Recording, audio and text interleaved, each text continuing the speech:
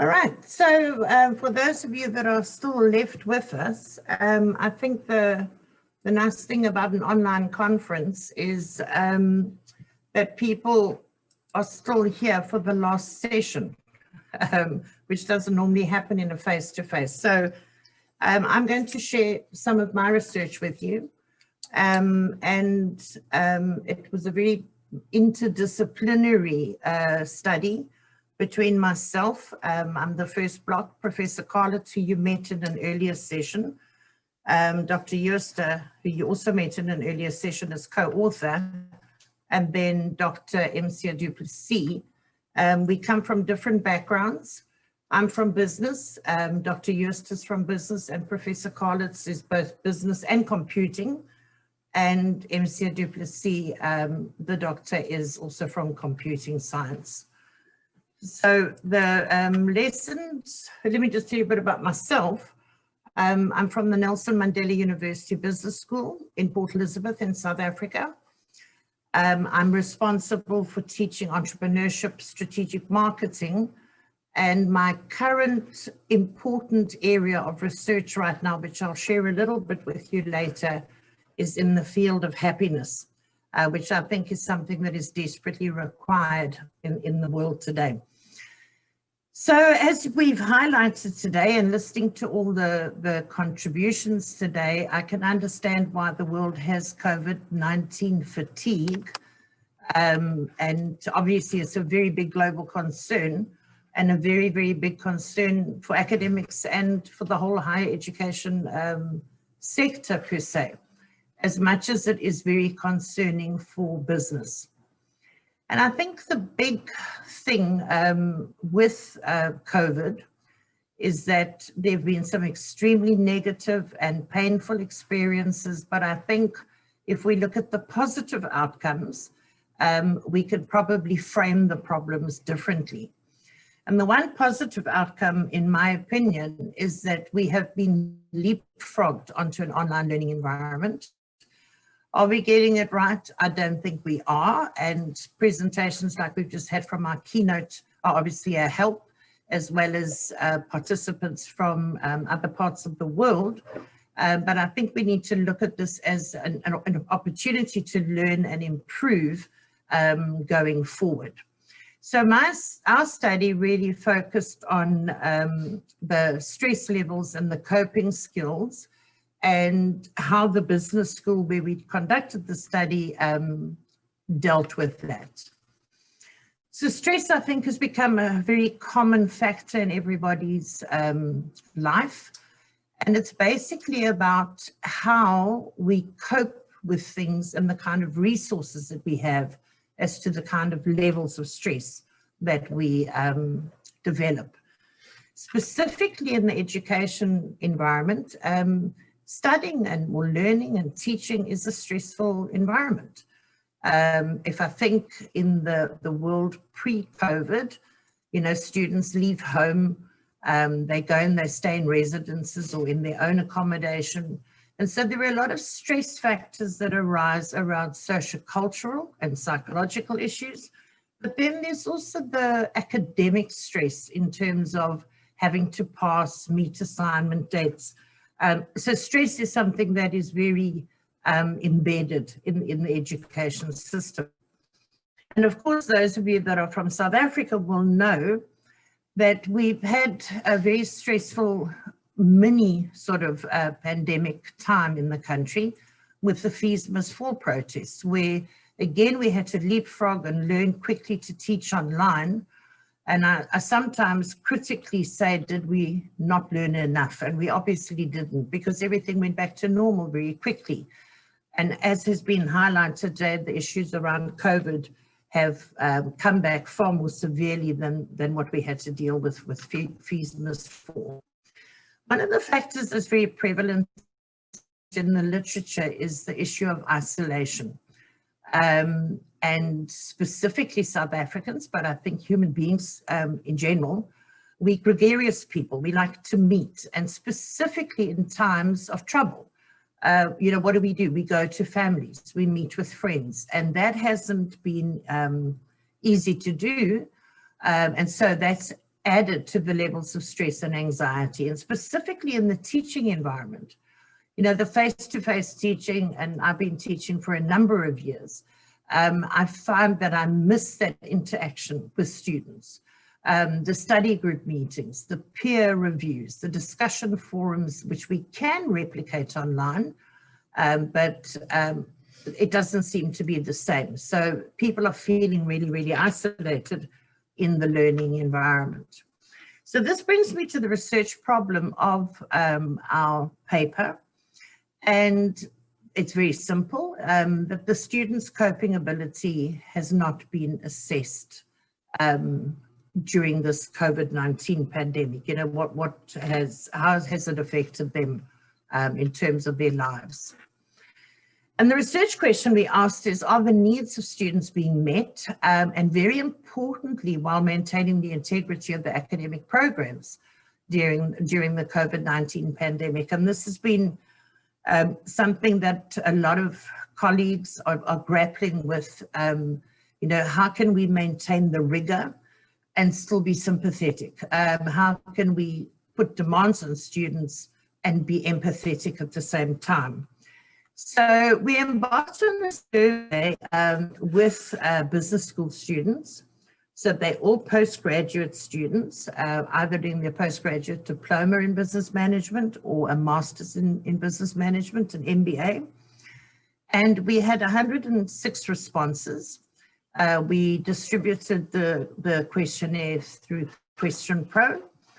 And the interesting part of this, and as I mentioned in the beginning, working in an interdisciplinary team was the research methodology that we used for this. And here I must thank Dr. du Plessis and Professor Cullen specifically with their computing background in coming up with this, I think, fairly unique way of analyzing data.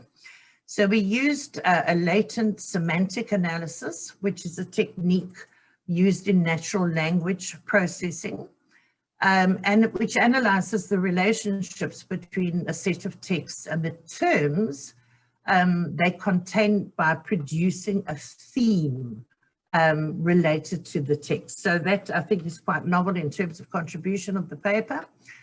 And of course, we could have used Atlas TI, we could have developed word clouds, but we decided to use the semantic analysis to see if we got more rich information, because the sample size wasn't that big, but what sort of insights would we get by using this, this specific analytical tool. So the questions we asked were very much in terms of the students in their own personal environment, as well as in their work environment, and as well as in their environment as a scholar or as a student. So we looked at things around industry, you know, have students lost their jobs? We have students who are medical doctors who are working in emergency services, and they obviously had additional factors that added to the coping and the stress. We asked questions about how they found studying online, which is very similar to what a lot of earlier participants have shared today. And then what did you do to make that work? You know, how did you keep abreast of your study requirements? And then specifically questions for the business school, how would you like us to manage this going forward? And what kind of suggestions could you give us? The last two questions, we got some very interesting, I think, thought-provoking responses in terms of them valuing the importance of human interaction. And I think this is something that we've all become aware of, how we take too many things for granted. And I'll share with you some of the things that they said were the most important that they will take out of this COVID experience. So just to give you an idea of the participants, obviously because they're postgraduate and they're part-time, they have a slightly different profile to the rest of the students at the university. Our MBA and our postgraduate business program runs not only in Port Elizabeth, so we have Port Elizabeth students, and then we have what we call block students, which are spread around the country. So we have students from all over South Africa. Very important question, and something that came through as something that they found difficult to manage, was people who had children at home. And you can see 36% of them had children at home. And then the way of work. Were they working at home, or did they have to go into the office? As I mentioned, we had essential workers, medical people, but 70% of them were working from home. And then, as you can see, the essential service people as well. So to come up with some of the results, the big difficulties and the common words in the semantic analysis came up with things like data costs, connectivity, time, group work, home environment, library access, family and kids, technology, communication. Some of them had no difficulties. For some people, this was the best thing, it suited their lifestyle. The other difficulty that was quite common was the one of stress and emotional challenges. And so to explain, and I would suggest that you read the paper to get a good idea of how this analysis works, but you can see that people who had home environment issues also linked to library access issues and linked to family and children issues. And that built into stress and emotional challenges, which were perpetuated by data costs, lack of connectivity. And so we start with this building a puzzle of information so that we can get a whole picture of the participants and the students in the school. One of the other areas that we looked for was, as was mentioned earlier, that we must be student-centric. How should we manage the year as a business school? And the issues around virtual classrooms, voiceover or whatever became very, very important in terms of us learning what we should do. And then the question that I alluded to in terms of learning about the importance of human interaction. As I said, I've been lecturing on the MBA program for a long time, and I found working with a lot of businesses at the moment, the things that we take for granted and the importance of soft skills is something that is really, really come to the fore over this time, because we are social beings and we rely on other people to perform optimally. And so you can see some of the responses here was psychological stability, the importance of family, that became some of the things that were highlighted in the analysis. So the recommendations that come out of these findings, as I've been listening to presentations today, I've thought of a few more things. The soft skills that are so important in business success, be they empathy, be they resilience, need to really become more embedded in our curriculums and the way that we assess. I think that we can learn great lessons from this pandemic, specifically as business schools, because we are essentially training managers and leaders of the future. And this is not going to be the last crisis that the world is going to see. So how can we convert the lessons from COVID into teaching in the classroom from a management and a leadership point of view? Agility obviously is very important in terms of our ability to respond. We need to start teaching coping mechanisms, I believe, built into our curriculum. We need to communicate more, train lecturers, focus on technology without losing academic rigor and without the standards dropping, which makes us have to assess new practices and, the way that we are delivering things. So I think it's important, and I'm going to put a request as a community of practitioners, that we start sharing knowledge as we are in this platform, but I would hate for it to stop here, so that we can develop a best practice for education that we can share. And as I mentioned, my main research area is happiness. And I think it's important that we build into our teaching how to cope, how to view the world. Because if you have those coping skills, which are really embedded in happiness and happiness in the workplace, then I think we will develop far better world citizens and not only good graduates. So thank you for your for listening, and I believe I'm within my time. So I'd like to take any questions that there might be.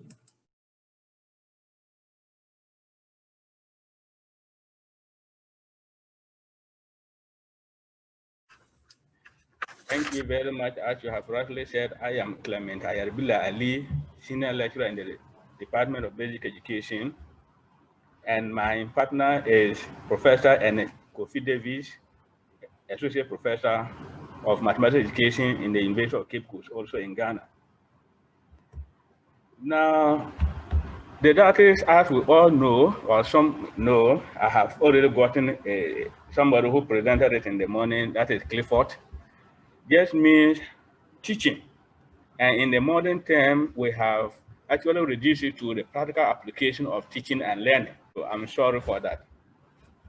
So in line with what happened to us during the early part of the year, where we met this unexpected disease, we would have seen that methods that are very aligned to didactics were also well aligned to online instructional pedagogy.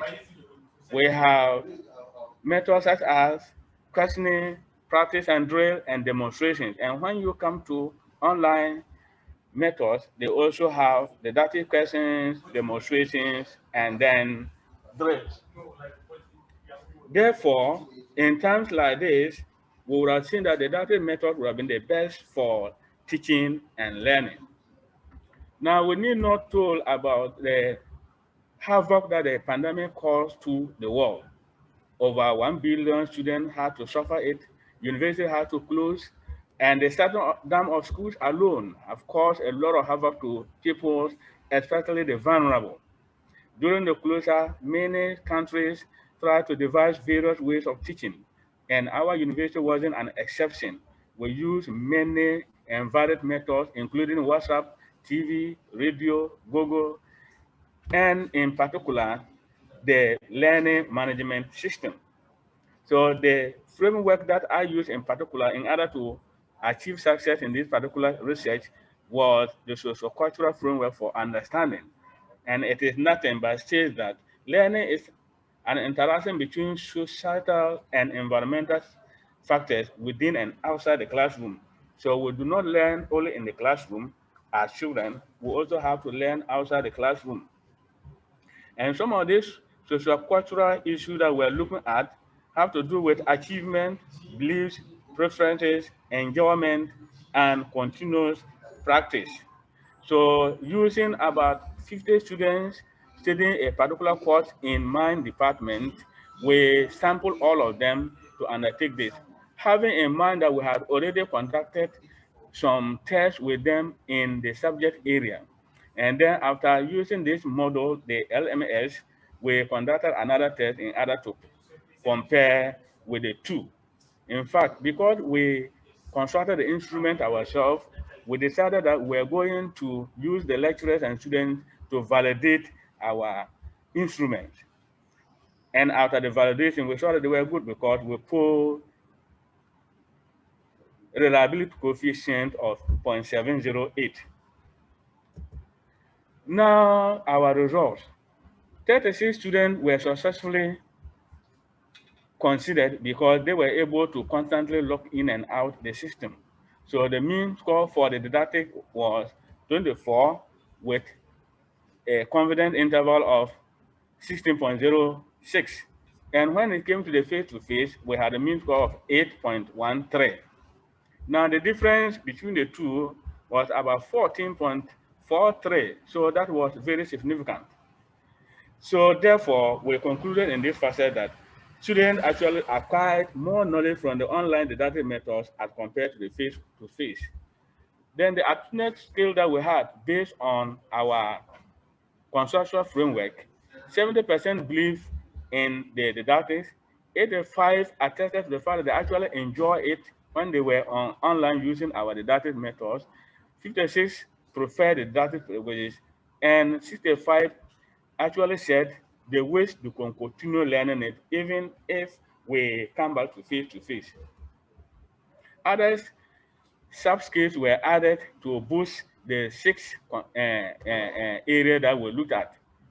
For example, a student said the technology involved in LMS teaching and learning is not confusing. So, in fact, we thought it would have been so much confusing to them, but at the end of the day, they said it wasn't so confusing. One said, I believe that LMS enhanced my understanding of the course.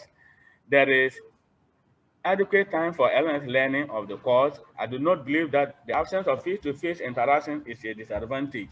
And many other issues, but what was so important to us is that I can use LMS to teach my pupils if I go to teach online, because that is very important for our university where we teach students to go and teach. So they are principally teachers in disguise. So our conclusion here was that didactic pedagogies were more achieved, believed, preferred, enjoyed, and continuously practiced than the traditional face-to-face, as we can see from the student transcripts. We also concluded that didactic methods were more valuable and effective on the online platform. When you look at the way the students responded, there is nothing for us to say than to say that they were actually very, very effective. Therefore, we recommended that the data be inculcated into online mathematics teaching experiences, pedagogy, and practice. These are some of the references we use. The end. Thank you very much.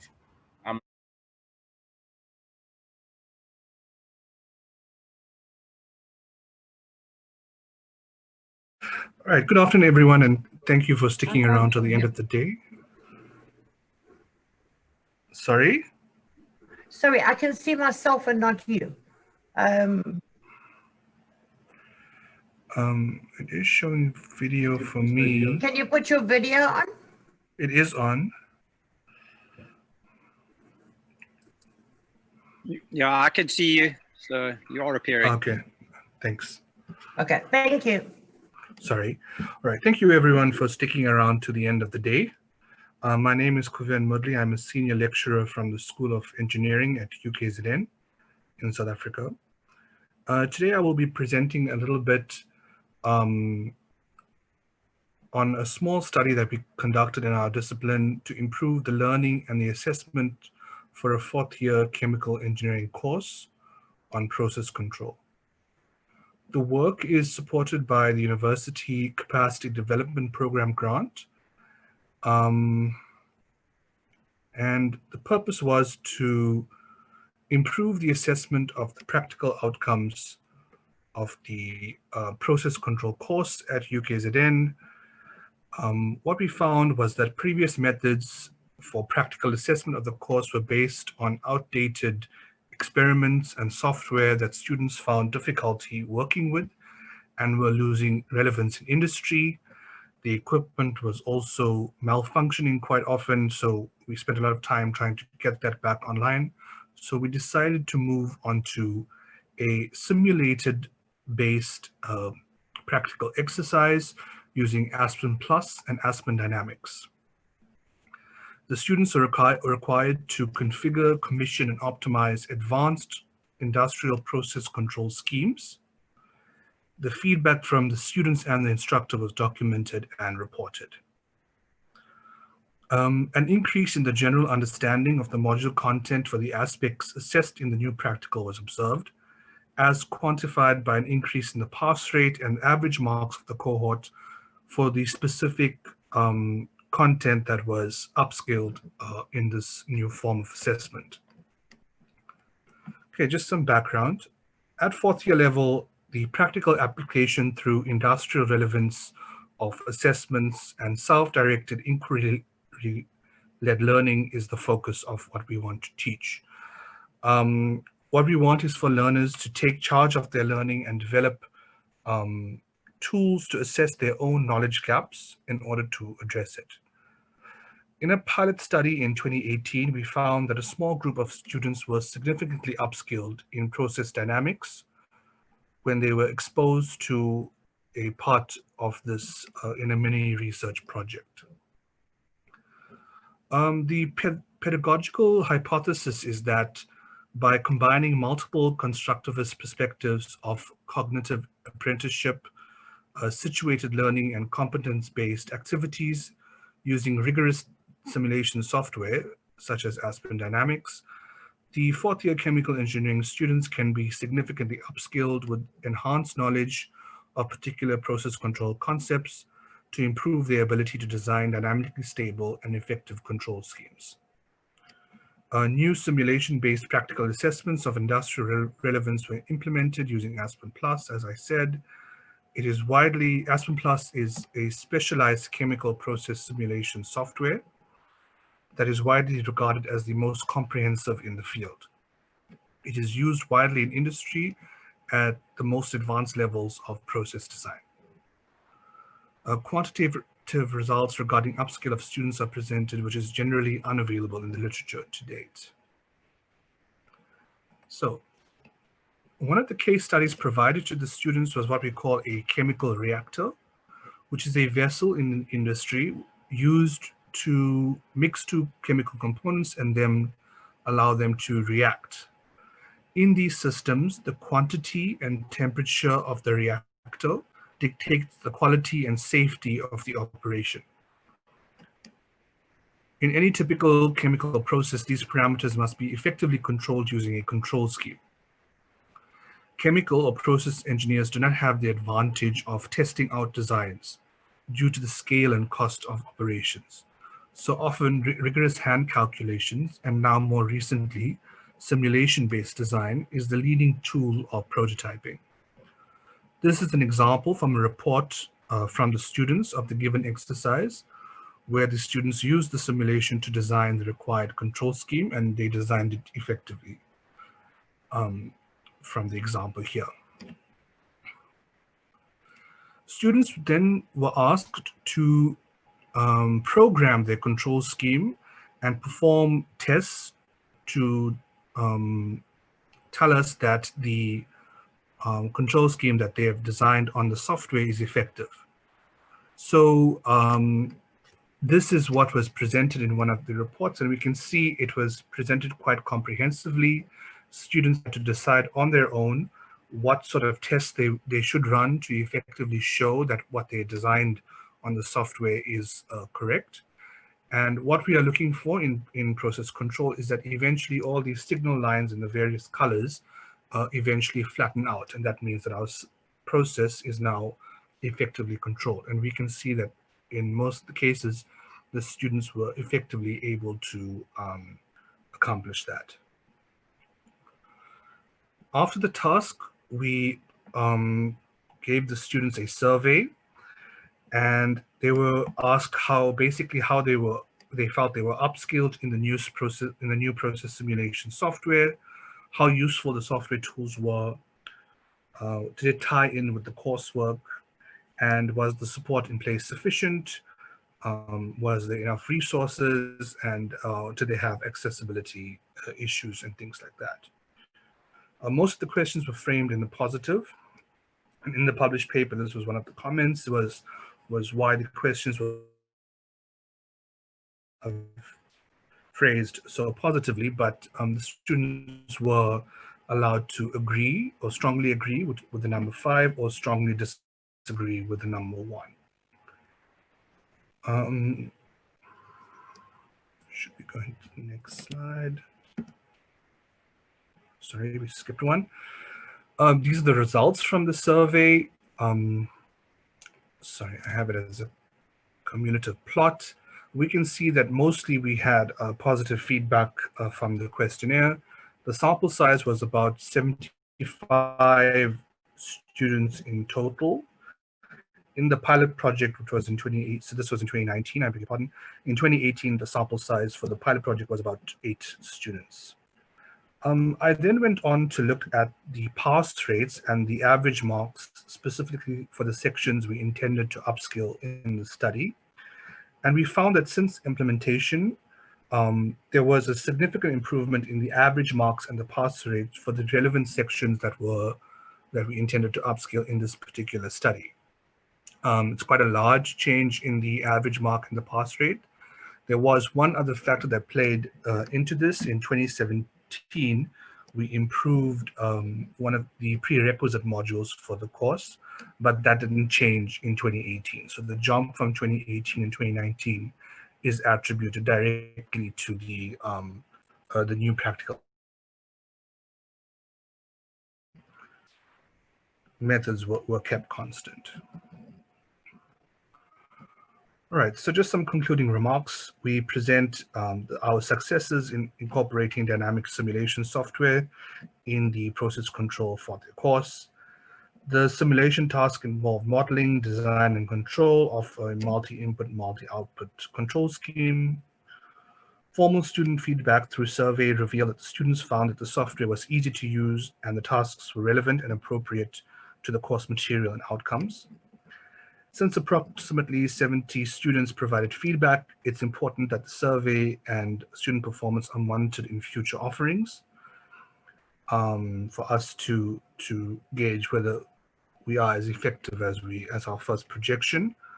Unfortunately, in 2020, in the first semester, we would have under normal, in fact, I did begin offering this assessment, but with the sudden change to online teaching, we could no longer offer it in this manner because the specialized software is only available at the university, on the university laptops. We've changed that now in the second semester. So in 2021, if we are still on online teaching, I will be able to continue with this digital assessment.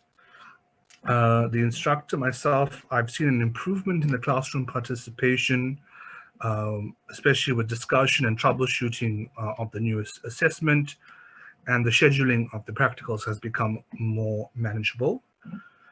As we saw was an increase in the pass rate for the relevant aspects of the course, and students have also given informal feedback that the skills obtained from the new assessment are useful for understanding dynamics of more complex systems, and that they are able to use the software the skills that they learned by using the software in their tutorial exercises and class examples.